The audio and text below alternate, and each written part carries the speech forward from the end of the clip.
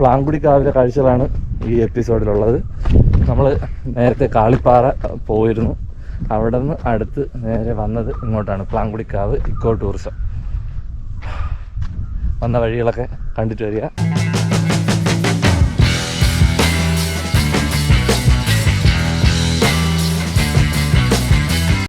Plankudikkavu eco tourism തിരുവനന്തപുരത്ത് നിന്ന് ഏകദേശം 57 കിലോമീറ്ററാണ് പ്ലാങ്കുടിക്കാവ് ഇക്കോ ടൂറിസത്തിലേക്ക് എത്താനുള്ള ദൂരം. നമ്മൾ ഇന്നത്തെ ദിവസം തന്നെ നേരത്തെ കാളിമല പോയിരുന്നു. അവിടെ നിന്ന് ഏകദേശം 8-9 കിലോമീറ്റർ മാത്രം ദൂരമാണ് നമ്മുടെ പ്ലാങ്കുടിക്കാവിലേക്ക് ഉള്ളത്. കുരിശുമലയിലും കൂനിച്ചുമലയിലൊക്കെ നിന്ന് കഴിഞ്ഞാൽ നമുക്ക് പ്ലാങ്കുടിക്കാവിൻ്റെ വിദൂര ദൃശ്യം ലഭ്യമാകും. ഒത്തിരി സ്ഥലങ്ങൾ കാണാൻ വേണ്ടിയിട്ടുള്ള ഒരു പ്രദേശമാണ് അമ്പൂരി എന്ന് പറയുന്നത്. കുരിശുമല, കാളിമല, അതുപോലെ തന്നെ മാതാമല, ഇപ്പോൾ പ്ലാങ്കുടിക്കാവും. നമ്മളിപ്പോൾ ഇന്ന് പോകുന്നത് പ്ലാങ്കുടിക്കാവാണ്. കാളിമല തൊട്ട് മുന്നേ തന്നെ നമ്മൾ അപ്ലോഡ് ചെയ്തിട്ടുണ്ട്, അത് കാണാത്തവർ അതും കൂടെ ഒന്ന് കാണുക. വളരെ മനോഹരമായിട്ടുള്ള ഒരു സ്ഥലമാണ്. അപ്പോൾ അതിൻ്റെ അടുത്ത് തന്നെയാണ് നമുക്ക് പ്ലാങ്കുടിക്കാവും സ്ഥിതി ചെയ്യുന്നത്. ഒരു കാലത്ത് ഒത്തിരി ആദിവാസി ആൾക്കാർ ഈ പ്ലാങ്കുടിക്കാവ് എന്ന് പറയുന്ന സ്ഥലത്ത് താമസിച്ചിരുന്നു. ആ പ്രദേശത്ത് ഒരുപാട് പ്ലാവ് മരങ്ങളും ഉണ്ടായിരുന്നു. അതിന് ചുറ്റും ഇവർ താമസിച്ചിരുന്ന കുടിലുകളും ഉണ്ടായിരുന്നു. ഇത് രണ്ടും കൂടെ ചേർന്ന് പ്ലാങ്കുടി, പിന്നെ അവിടെ ഒരു കാവും ഉണ്ട് എന്ന് പറയുന്നു. ഈ 3 പേരുകളും കൂടെ ചേർന്നാണ് പ്ലാങ്കുടിക്കാവ് ഉണ്ടായതെന്ന് പറയപ്പെടുന്നു. അതുപോലെ തന്നെ നമ്മൾ ഈ പാറ കാണുമ്പോൾ നമുക്ക് അറിയാം, വളരെ വിശാലമായിട്ടുള്ള പാറയാണ്. നമുക്ക് ഒരുപാട് സ്ഥലം നടന്ന് കാണാനും അല്ലെങ്കിൽ വളരെ അപകടരഹിതമായിട്ടുള്ള സ്ഥലങ്ങൾ കൂടുതലുള്ള സ്ഥലമാണ് ഈ പ്ലാങ്കുടിക്കാവ് എന്ന് പറയുന്നത്. അങ്ങനെ ഒരു വളരെ വിശാലമായിട്ടുള്ളൊരു പാറയാണ് പ്ലാങ്കുടിക്കാവ് എന്ന് പറയുന്ന സ്ഥലത്ത് ഉള്ളത്. അതുകൊണ്ട് തന്നെ ഇതിനെ നെടുമ്പാറ എന്നും പറയപ്പെടുന്നുണ്ടെന്ന് പറയുന്നു. എളുപ്പത്തിൽ പറഞ്ഞു കഴിഞ്ഞാൽ നമ്മുടെ തെക്കൻ കുരിശുമല പോകുന്ന റൂട്ടിന് അടുത്തായിട്ടാണ് ഈ പ്ലാങ്കുടിക്കാവ് സ്ഥിതി ചെയ്യുന്നത്. മെയിൻ റോഡിൽ നിന്ന് കുറച്ചു ദൂരം മാത്രം അകത്തേക്ക് പോയാൽ മതി. നമുക്ക് അങ്ങറ്റം വരെ ബൈക്കോ വണ്ടികളൊക്കെ കൊണ്ടുപോയി ഇറങ്ങാൻ പറ്റുന്ന സാഹചര്യത്തിലാണ് ഇപ്പോൾ പ്ലാങ്കുടിക്കാവ് എക്കോ ടൂറിസം സ്ഥിതി ചെയ്യുന്നത്. മെയിൻ റോഡിൻ്റെ അടുത്തായിട്ട് തന്നെ നമുക്കൊരു ബോർഡ് കാണാം പ്ലാങ്കുടിക്കാവിൻ്റെ. അവിടെ നിന്നൊരു ടേണിങ് അകത്തേക്ക് തിരിയുക. ഇപ്പോഴത്തെ കണ്ടീഷനിൽ റോഡ് ഇളകിയ രീതിയിലാണ് ഉള്ളത്.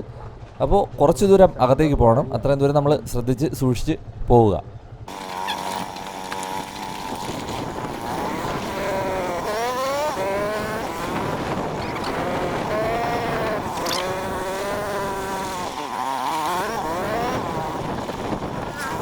നമ്മൾ വരുന്ന വഴിയിൽ 2 സൈഡിലും റബ്ബർ മരങ്ങളാണ് കൂടുതൽ കാണാൻ കഴിയുക. റോഡ് അതുപോലെ തന്നെ ഒരു ചെറിയ ഇളകിയ റോഡാണ്. ബൈക്കിൽ വരുന്നവർക്കും കാറിൽ വരുന്നവർക്കും സൂക്ഷിച്ച് ഇങ്ങറ്റം വരെ വരാവുന്നതാണ്, വേറെ പ്രശ്നങ്ങളൊന്നുമില്ല. നമുക്ക് ഈ പോകുന്ന വഴിയിൽ തന്നെ നമ്മുടെ സൈഡിൽ കുരിശുമല, അതുപോലെ തന്നെ കാളിമല തുടങ്ങിയ പ്രധാനപ്പെട്ട അമ്പൂരിയിലെ വലിയ മലകൾ നമുക്ക് കാണാൻ സാധിക്കും. എനിക്ക് തോന്നുന്നു മുന്നിൽ വലത് സൈഡിൽ കാണുന്നതായിരിക്കും ചിലപ്പോൾ പണ്ടത്തെ കാവെന്ന് തോന്നുന്നു. ഇപ്പോൾ ഏതായാലും വിളക്കോ കാര്യങ്ങളോ ഒന്നും ഇവിടെ കണ്ടില്ല. മരങ്ങളൊക്കെ ഉണങ്ങിയ ആ രീതിയിലാണ് നിൽക്കുന്നത്. ഇപ്പോൾ നമ്മൾ നേരെ കാണുന്നതാണ് നമ്മുടെ പ്ലാങ്കുടിക്കാവ്. നമുക്ക് അങ്ങറ്റം വരെ ബൈക്ക് കൊണ്ടുപോകാൻ പറ്റും, പാറയിലേക്ക് ബൈക്ക് കയറ്റാൻ പറ്റും, അതുവരെ നമുക്ക് ബൈക്കിൽ പോകാൻ പറ്റും. എന്നിട്ട് വളരെ കുറച്ച് മാത്രമേ നടക്കാനുള്ളൂ. വളരെ വിശാലമായിട്ടുള്ള പാറ നമുക്കവിടെ കാണാൻ സാധിക്കും.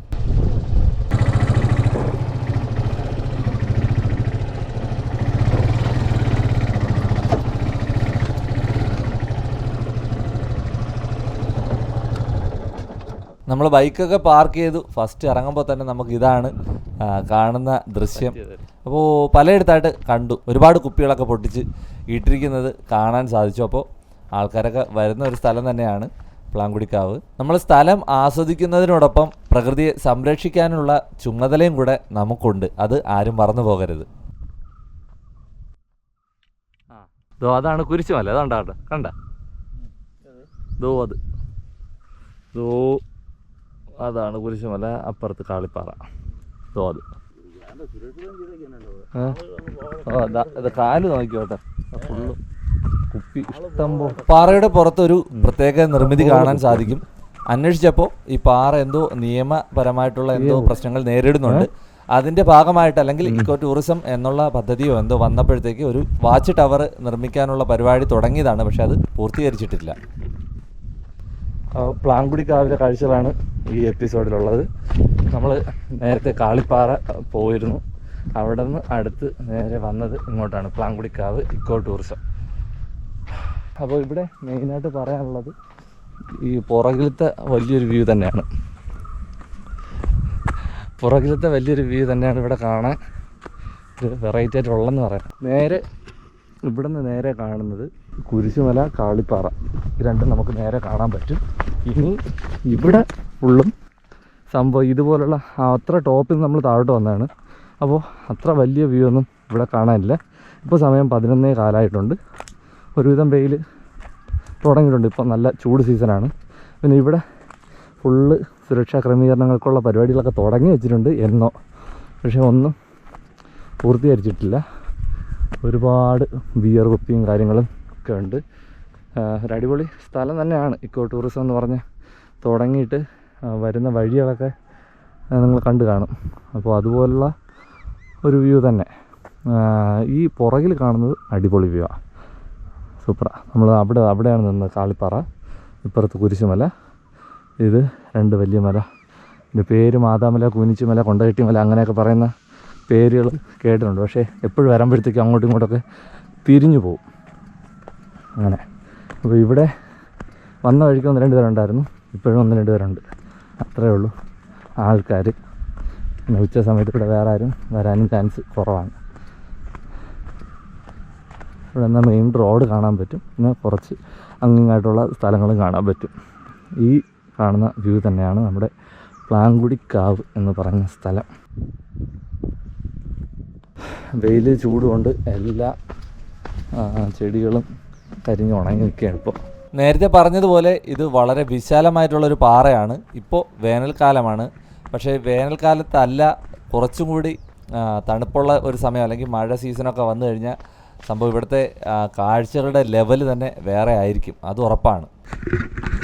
ഒരു നല്ല ഏരിയ, വലിയൊരു പാറ തന്നെയാണ്, വലിയ പാറയാണ്. ഒരുപാട് നടന്ന് കാണാൻ പറ്റും. വല്ല കുത്തനെ ഉള്ള ഇറക്കമൊക്കെ സൈഡിലാണ്. നമുക്ക് നല്ല വിശാലമായിട്ട് നടന്ന് കാണാൻ പറ്റുന്ന സ്ഥലം തന്നെയാണ്. പിന്നെ കുറച്ചുകൂടെയൊക്കെ ഡെവലപ്പ് ചെയ്ത് എടുത്തിരുന്നെങ്കിൽ ഇതൊരു അറിയപ്പെടുന്നൊരു സ്ഥലമായിട്ട് മാറിയനെ.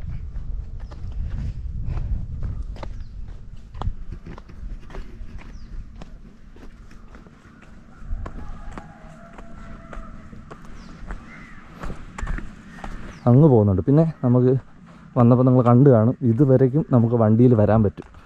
ഇങ്ങറ്റം വരെ വണ്ടിയിൽ വന്ന് ഇറങ്ങാൻ പറ്റും, അത്രയ്ക്കും. പിന്നെ നടന്ന് കയറാനോ അങ്ങനെയൊന്നുമുള്ള ബുദ്ധിമുട്ടില്ല. ഇതുവരെ നമുക്ക് നടന്നു വരാൻ പറ്റും. പിന്നെ ഇതുപോലുള്ള ഒരു കാഴ്ച, ഈ പുറകിലെ മലയുടെ വിഷ്വൽ എന്ന് പറഞ്ഞാൽ ഒരു രക്ഷയില്ല. വളരെ അടിപൊളിയായിട്ട് തോന്നി, അടിപൊളിയാണ്. പിന്നെ ഇതിൻ്റെ താഴേക്ക് അവിടെ എന്തോ ഗുഹ പോലെ എന്തുള്ള സംഭവമുണ്ട് ഈ പാറയുടെ അടിയിൽ. അത് പോകാൻ പറ്റുമോ നോക്കാം. വഴിയൊന്നും ഇല്ലെങ്കിൽ നമ്മൾ റിസ്ക് എടുക്കാൻ തയ്യാറല്ല. ചുമ്മാ അപകടങ്ങൾ വിളിച്ചു വരുത്തേണ്ട കാര്യമില്ല. അടിയിൽ വലിയൊരു പാറയാണ്. ഇതുവഴി വഴിയുണ്ട്, നോക്കട്ടെ.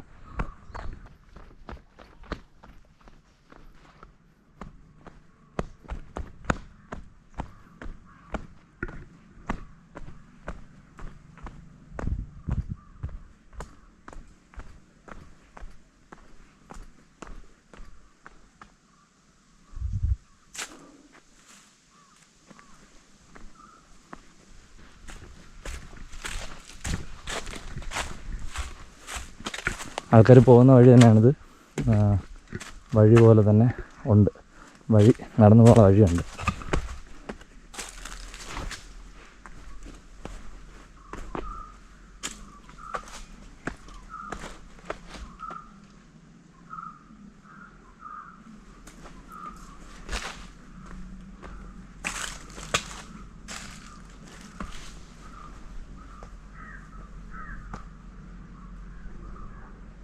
ഒരു രക്ഷയില്ലാത്ത വ്യൂ.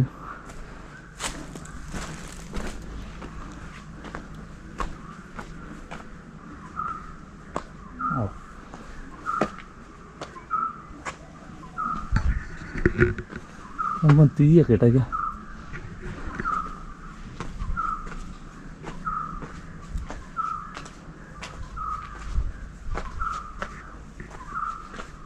അടിയിൽ ആൾക്കാർക്ക് വന്ന് പാചകം ചെയ്തതിൻ്റെ കത്തിച്ചതിൻ്റെയൊക്കെ അവശിഷ്ടമുണ്ട്.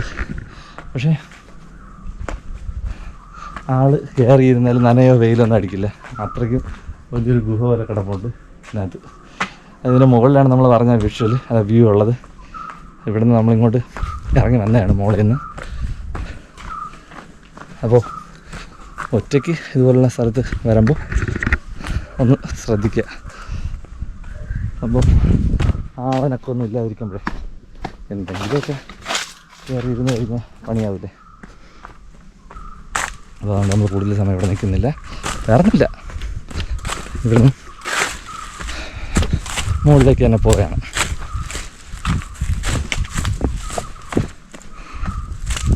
ഓക്കെ, റിസ്ക് എടുക്കുന്ന പരിപാടി വളരെ കുറവാണ്. പാറയിൽ നിന്നൊക്കെ വീണ് കഴിഞ്ഞാൽ ഭയങ്കര പാടല്ലേ.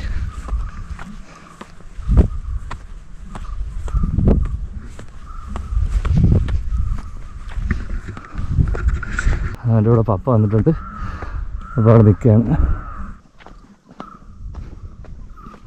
അപ്പോൾ നമ്മുടെ പ്ലാങ്കുടിക്കാവ് എപ്പിസോഡ് ഇവിടെ തീരുകയാണ്. വളരെ കുറച്ച് കാഴ്ചകൾ ഉള്ളത് മനോഹരമാണ്.